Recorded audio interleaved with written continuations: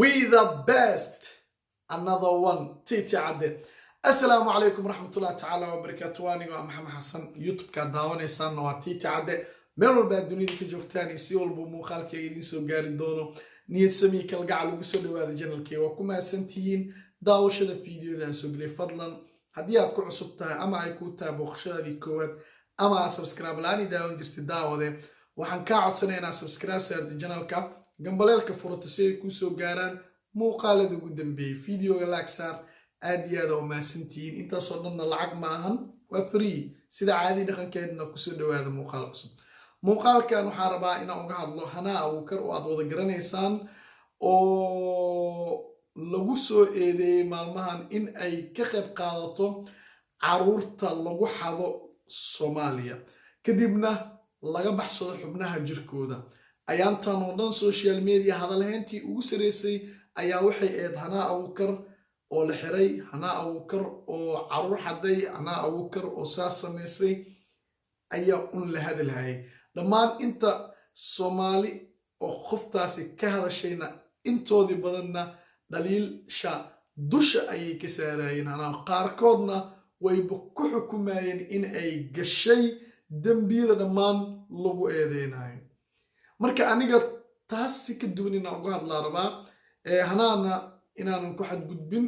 caruurta la qaatay oo xubnoodii la gatayna aanan ayaguna xaqooda aan dudsiinin waalidiinta ay caruurta ka maqan yihiinna aan dhibaataynin marka laakiin ra'yil caalamkayga ama fikirkayga waxa aan aniga ka qabo ayaa rabaa inaan inta ka sheego Hanaa Abuukar waa gabar Soomaaliyeed ku dhaqan dalka dibadiisa Sweden ay degan tahay laakiin Soomaaliya way aadaa waxay inteedii badan barnaamijyada ay YouTube ka qabatana ay tahay in gabdhaha aadka loo dhibaateeyo ama xaaladaha murugsan haysata inay inta badan caawiso runtii hadda arimaas wax ka duwan ayaa soo baxay waxaana kamid ah in Hanaa Abuukar ay la shaqeyso dad ka ganacsada xubnaha jirka bini'aadanka Hanaa Abuukar waa bini'aadan wax kasta oo qof bini'aadan ka suurtooban way ka suurtoobaan oo hadda ma dhaheena Hanaa Abuukar waxa waaye farta haddii afka laga geliyo ma qaniinayso laakiin Hanaa Abuukar waa laga yaabaa in ay mashruucaasi ku jirto in ay ku jirin oo la dulminayo oo dad dana gaara wata ay dulminayaanna waa laga yaabaa laakiin Soomaali waxay tiraahdaa walaagii la sheego walle ka jiree ilaa ma Hanaa Abuukar maxkamad la keeno dambiyadeeda iyo wixii lagu soo eedeeyay laga cadeeyo anigu waxaan dhihi karnaa lagu soo eedeeyay ma aha way gashay inkastoo dadka qaar ay way gashay ay ku indhacad yihiin haddana aniga ahaan waxaan leeyahay Hanaa Abuukar dambigaasi waa lagu soo eedeeyay laakiin way gashay ma dhihi kari laakiin waa suurtagal inay gashay waa wax kasto qofka bini'aadanka way ka imaan karaan qofka ku qoslaaya qofka hadalka wanaagsan ku sheegaya ma aha in uu yahay qof aad iyo aad ugu kalsoonaan karto sababtoo ah waxa uu qoslaayo iyo waxa uu wanaaga kugu sheegayo laga yaabaa dhexdeeda in uu kugu cuni rabo marka sidaa darteed qof kasta oo bini'aadan ah taxadarkaaga waa inaad ka sii qabtaa qof bini'aadan ah ha isku dhiibin la soco ha ka niyad jabin ha ka eedbeel laakiin mar walbo dhigtaada iyo ishaada ha kuu furnaato dhigtaadana ha kuu dheeraato sababtoo ah xaalad kasta qof bini'aadanka waa ka imaan karaan imisaa aragnay dad isku dhow oo isku kalsoon oo aan kala harin oo isku ceesh ah oo gacmahooda isku dilay isku dabay isku dhibaateeyay marka sidaa darteed mar walba aniga markaan ahay tiiti ahaan mar walba qofka bini'aadanka ah waa iska ilaaliyaa waana isku ilaaliyaa oo bini'aadanka ma maarmi dana badan baa naga dhexeeyo howl baa aan dhex marta haddana waa iska ilaaliyaayo midhahay qofkan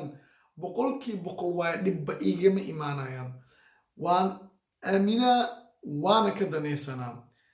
marka Hanaa Abuukar way geli kartaa ficilkaasi mana geli karto laakiin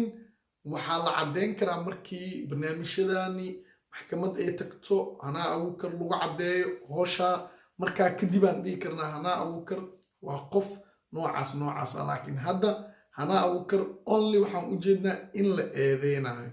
eedna qof ma lagu xukumi karo sharcigana ma dhigaayo in qofka eed keliya lagu xukumo waa in qofka caddeemihiisii markhaatiyaashiisii wixiisii oo dhan la keenaa maxkamaduna ay dhahdaa go-aanka ugu dambeeyey qofkaani waxaa lagu ciqaabay noocaas markaas ay maxkamaddu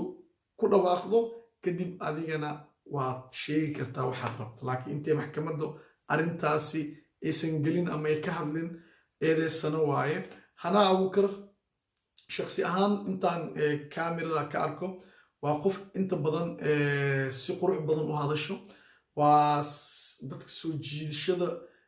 u muujiso hadalka wanaagsan u muujiso inay laqdabo ku wadatana waa laga yaabaa ma aamini 100% daayirkeeda laakiin marka u jeedid waa qof inta badan positive ah arrimahan kale hadda soo kordhayna way bateen oo Hanaa Abuukar ma ah kaligeed dad badan baa howsha ku jira midda kale cuduradan hadda kiliyaha ku dhaca caalamka dhan wuu ku soo batay caalamka oo dhan saameyn ba'an ku haya waxa ay ka imaanayaan ilaa hadda lama fahmin sababtoo ah waxa arkaysaa dadkii oo dhan hadda qof walba kiliyiga laga dhaqaa sidaas oo ku socdaa maalin walba anaga warqadaan oo soo dhaca oo ay ku codsanayaan wadankan dadka ku dhaqan ama dowladii dalkan haddii aad dhimato inaa kiliyahaaga aan la bixi karno inaad noo saxiixdid marka waxaa taas caddahay in waxa loo baahanyaa Masar oo kala dhibaatadaas ay ka jirtaa oo dadka xubnahoodii gadanaya ay soo badanayaan iyo kuwa la qaldaa inta heshiis lala galo markii laga baxsado lacagta lagu boodaayo Soomaaliya ka jirtaa caruur badan iyo dad badan oo waaweyn naftirkooda oo la watay oo la laayaa dadkoodii taariib inay galaan in kale u qaateen oo la qashtay jiro marka dhibaatadu way badan tahay hala feejignaadaan leeyahay caruurtaada ilaaliso caruurta meel ku hubso sababtoo ah waa lagu daba jiraa caruurta dad baa u soo tashtay dowlad ilaalinaysa oo dabagalaysa wax ka qabanaysana ma dhisna adduunyada horumartay xitaa ayuu barnaamijkan ka jiraa inkastoo ay yar tahay laakiin dalka Soomaaliya wuu degan yahay oo wax ilaaliya iska yar dhaqdhaqaaqooda dadkaasi marka wax kasta oo dhici kara ha laga feejignaado Hanaa Abuukar waxaan leeyahay haddii dambiga lagu caddeeyo anaguna waan ka qayb qaadanaynaa eedeynteeda laakiin hadda wax aniga oo buuran uma jeedi ilaa ma dambi cad qoftaa lagu keeno laakiin dadka biyaha meesha u socda raaca waa ka daba raaca taas sax maahan youtuberada qaarkood waxa waaye barnaamijkan mehelnaha lacag ma ka samayn karnaaha nasiya horaan ka galaynaa waaye laakiin taas looma baahno qofka naftirkii shakhsiyadiisa in lagu xadgudbo in backgroundkiisa la haleeyo wax fiican maahan waxaa fiican waxaa ka hadlaysa mar walbo inuu qofka saameyn qaldan ku yeelanin waxaa wanaagsan mar walbo qofka inaad si wanaagsan oo positive ah fikir ahaan uga hadasho laakiin inaad ku xukunto Hanaa Abuukar inay ilmaha toos ayad waxaad kadibna ay iibgeyso taasi ilaa laga caddeeyo anigu waxaan dhihi lahaa ha laga ilaaliyo gabadha gabar Soomaaliyeed waaye iyadoo dambiga maxkamad ay ku caddeenin yaa la caburinin dad badan ay cadow la tahay dadkii cadowga la tahay yaa loo jibinin dad badan baa laga yaabaa inay weerar ku yihiin oo adiguna ha u soo raacin ka feejignow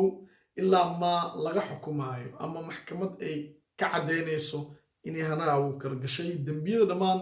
lagu soo eedeynayo inkastoo qof kastoo bini aadan cilad leeyahay kana imaan karto walaalka baado mar walbo khatar way imaan kartaa wayna ku soo food saari kartaa laakiin inta aad dadaali karto dadaal wixii ilaahay ku qorana ma gafaysid laakiin taxadarkana muhiim waa inaad feejignaatid indhahaaga inay furnaadaan waa macquul markaas inaad badbaadid laakiin haddii aad isdhigata naftirkeeda khatarteeda leedahay ilmaha khaasatan waalidiintooda waxaan leeyahay caruurta yaryar aad ha loo ilaaliyo. Caruurta yaryaroo wax loo dirsanayo laamiga iyo meelahaasina ha iska ilaaliyo, sababtoo ah caruurta yaryar quuleysato raadsanaysa ayaa soo baxday. Video intaan kusoo gabageyna tan iyo kulantideena dambe.